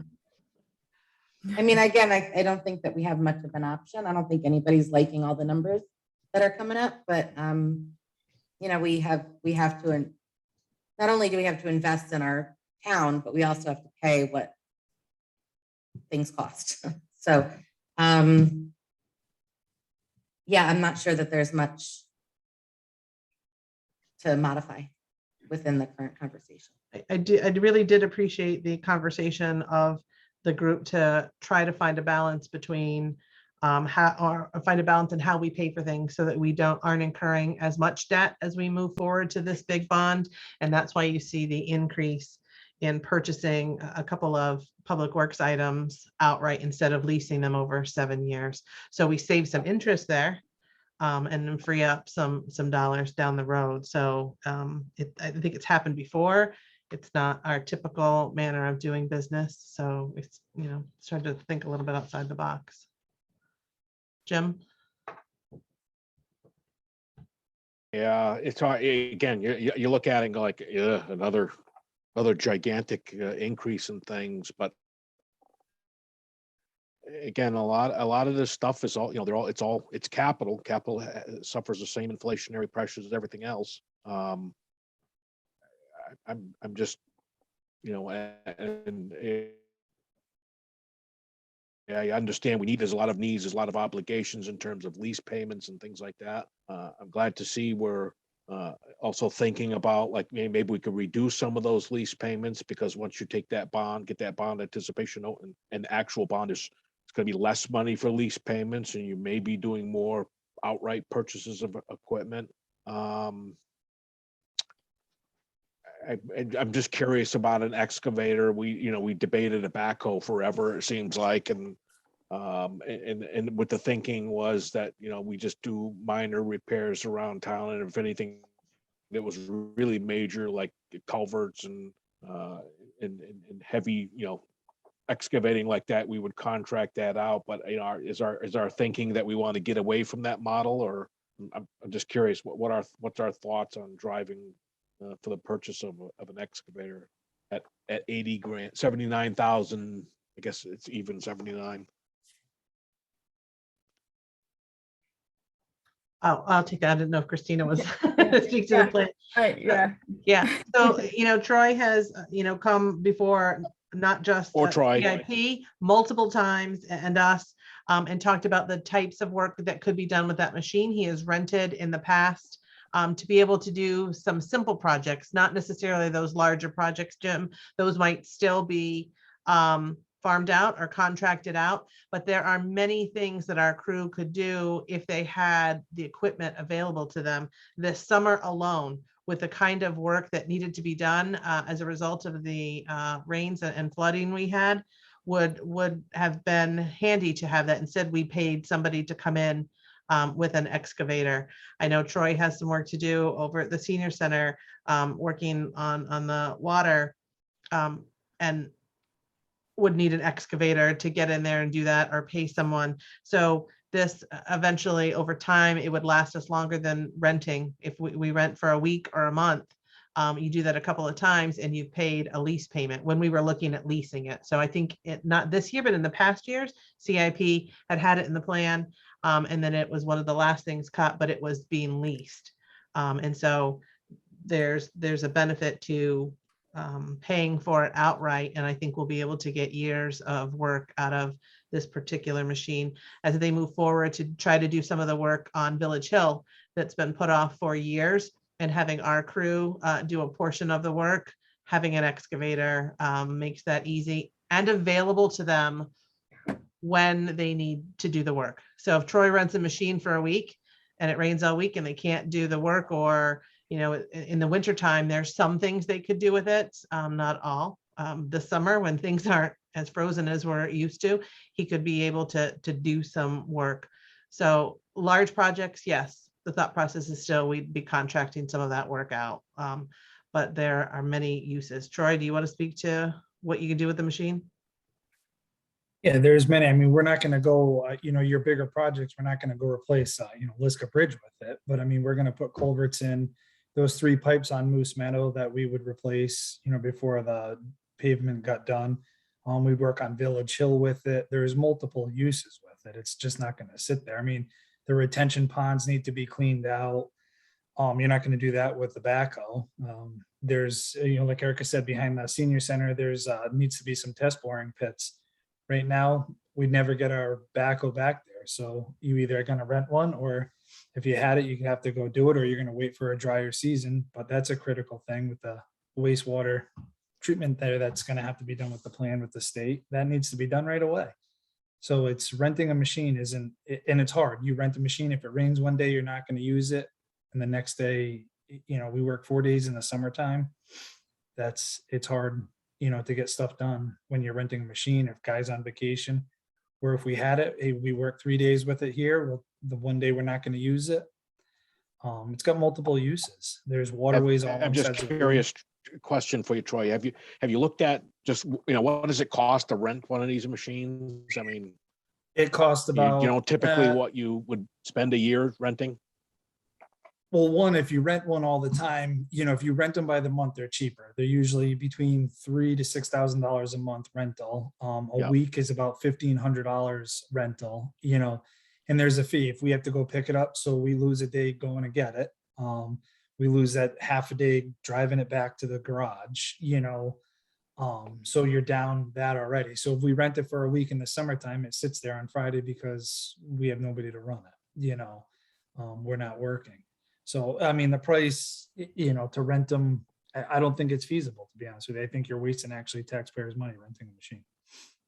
So do we typically spend, I mean, just curious if you can tell me what we typically spend a year on. The previous year, we rented one for 3 months and we spent about $15,000. Okay. Yeah, that's a good chunk. Yeah. Yep. It paid for itself, looks like fairly quickly. Yeah, and we had good weather. That's where we fixed the drainage on Fisher Hill. We did multiple under drains on Moose Meadow. It was a whole bunch of stuff.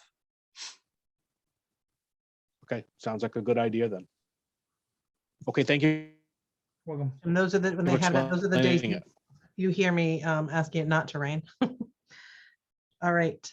Any other discussion regarding the CIP plan? All right. So, seeing no further discussion, I will call for a vote. All those in favor? Aye.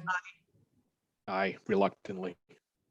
It's 3 ayes, passes unanimously. All right, I'm going to move on to the last, next item is approving the Board of Selectmen's budget for submission to the Board of Finance.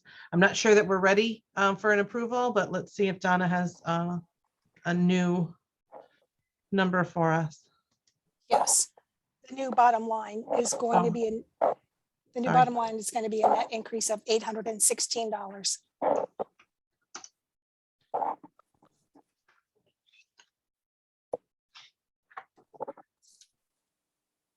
So 4065816 plus 816. Yes, correct. You're correct, Jim.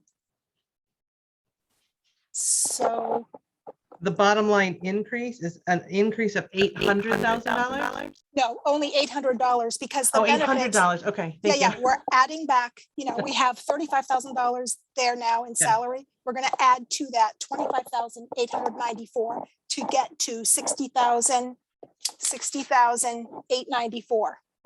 So when we do that, then the next step is to deduct for the benefits.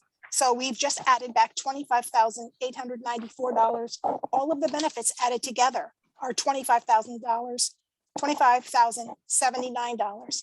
It's medical tax, family, part-time medical, plus an HSA, family, dental, plus life insurance, plus payroll tax, plus a simple IRA match for the pension.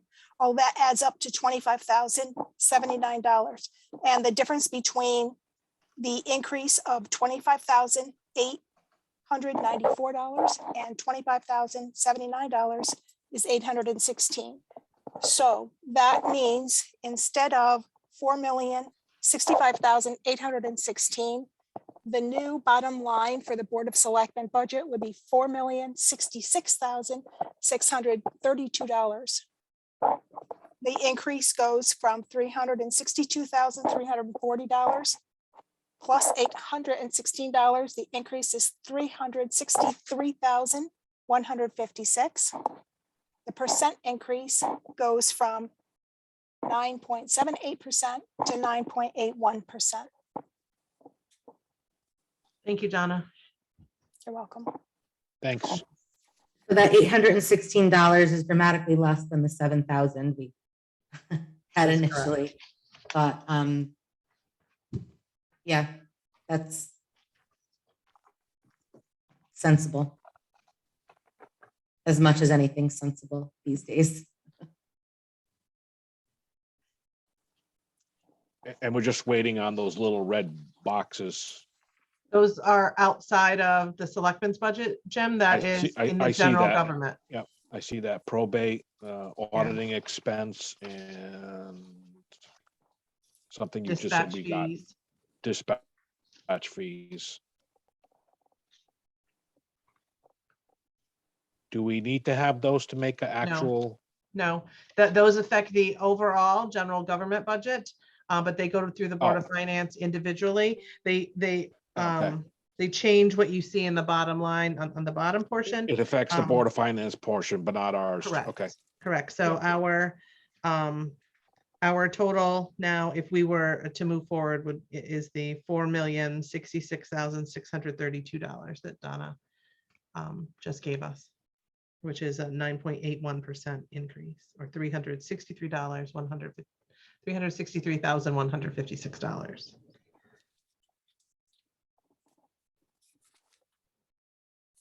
Not that I believe it's the end of the conversation, but I'll suggest that we move forward with this budget. So Present this budget. you're making a motion as presented at $4,066,632. I am. I will second that for discussion purposes. Any discussion on approval of a 9.8% increase? It's distasteful, but I don't see any way to, I don't know what else you could do. We just have to be very mindful that, we're asking people to pay that. It's coming out of taxpayers, and many of those who are retirement, they're retired on fixed income or whatever. So. Agree. Any further discussion? I've seen none. Kelsey, are you available for a roll call vote? Liza, Aye. Jim, Aye. Erica, Aye. Great, motion carries. I want to thank Donna for her work on this budget.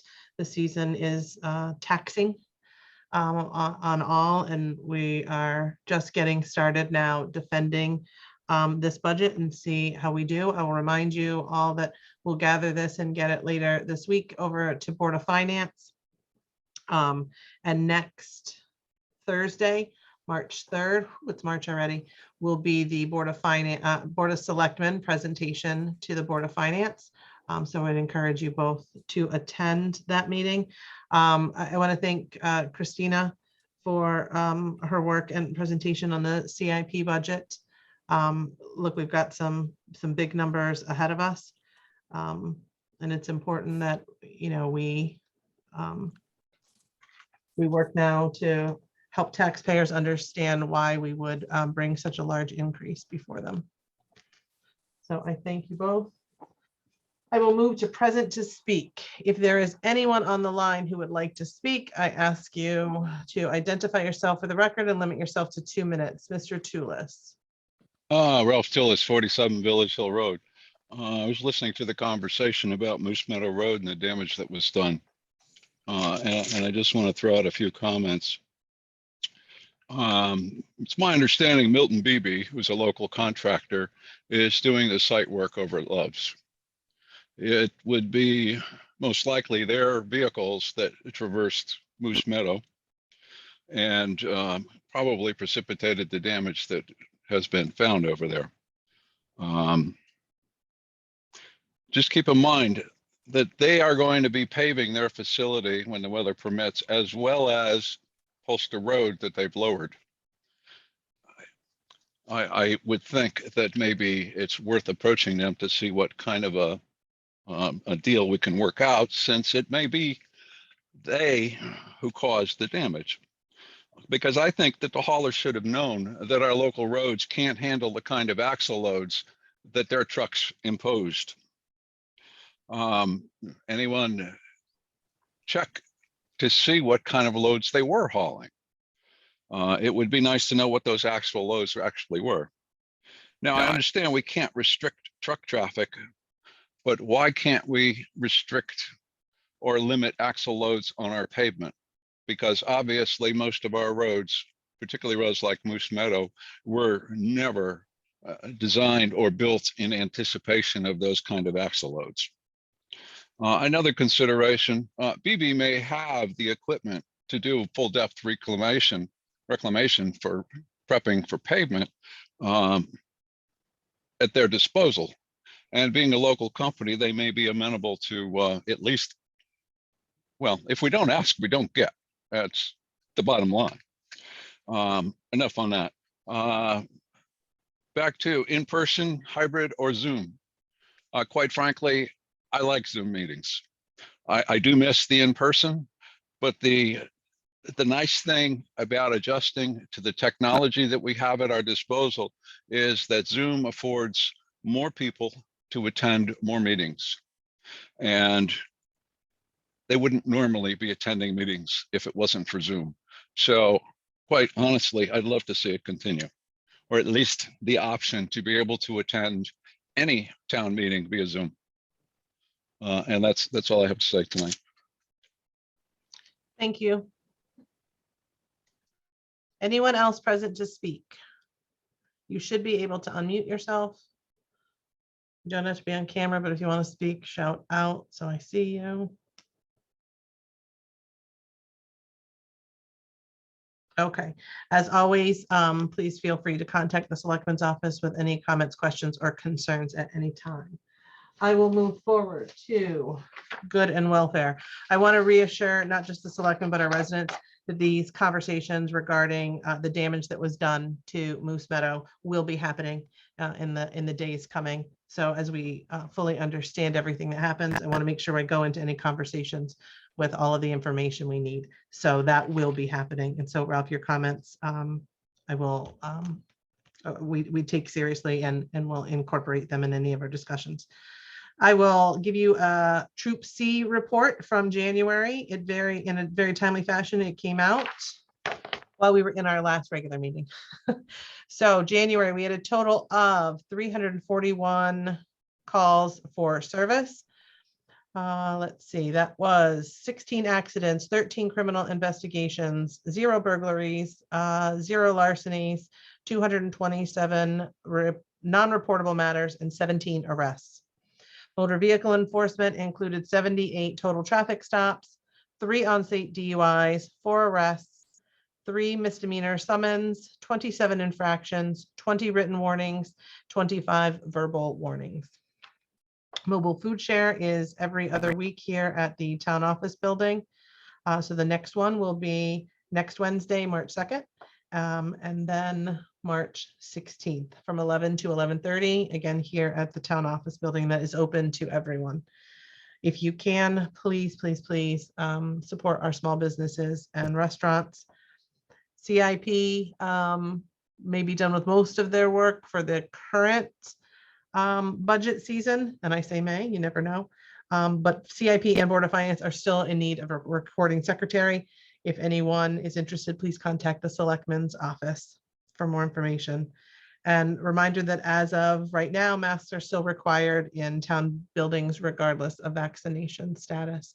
The schools will be moving forward, making a decision on their own. I believe the Board of Education is currently extended the mask mandate past February 28th to March 11th.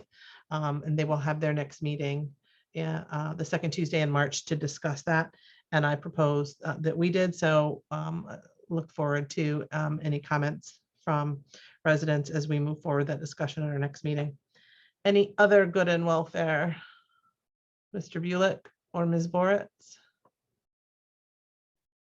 Do we have any news on Wellington Day? I don't have a date. I see Ms. McKinnon on the line. Melissa is once again the chair of Wellington Day after Sarah Reese had to step down. Melissa, have you all chosen a date yet? No, we have not yet. Okay. Still in discussion. Stay tuned. I will tell you that the road race after 2 years, the Wellington PTA road race will be back on for, I'm going to turn and look at the calendar as I have it. Remember the date, Saturday, May 28th. So of Memorial Day weekend. So after a 2-year absence, the race will be back. So we'll stay tuned for a date on Wellington Day. If you're interested in joining the Wellington Day committee, please contact the Selectmen's office. We can put you in touch with their group. Anything else? I saw Liza shake her head no. Jim, no. All right. Seeing no other business before us, I will move to adjourn at 8:26 p.m. Second. Second. Seconded by Liza. This is a non-debatable matter. All those in favor? Aye. Aye. Motion carries. Have a good night, folks.